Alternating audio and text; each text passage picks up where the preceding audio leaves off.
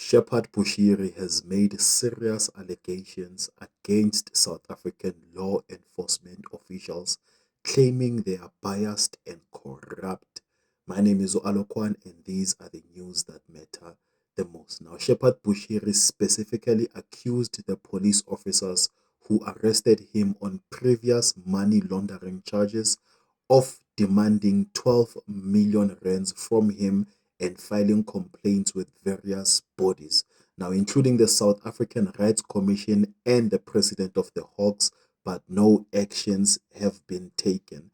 Now, Bushiri also questioned why the National Prosecuting Authority, known as the NPA, seemed more interested in seizing his property than pursuing those who actually orchestrated the investment fraud. Now, he believes the legal pressure he's facing may be personal and targeted, especially since he's a foreign national. And there's an ongoing investigation into allegations that two prosecutors named Adina van Deventer and Alicia Ross delayed justice in Bushiri's rape and human trafficking case. Now, the Justice Department confirmed receiving a report on the matter, but the NPA denied receiving it.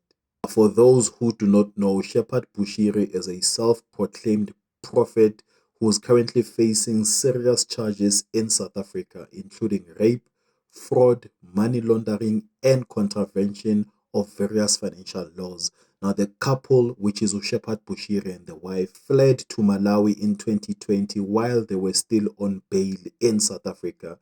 But a court in Malawi has recently ruled that they must be extradited back to South Africa to face trial. Now, charges against Bushiri is that he has been alleged of raping several women, some as young as 16, between 2015 and 2018. And then he is also alleged to be involved in a 102 million rand financial scheme and also a violation of the Financial Advisory and Intermediary Services Act. He has also been charged with failing to comply with bail conditions and fleeing the country. The South African government has welcomed the ruling made by the court in Malawi, and it will oppose any appeal by Bushiri. Now, given the history of how South Africa has been handling high-profile cases, do you think that justice will be served when it comes to the case of Bushiri? What are your thoughts?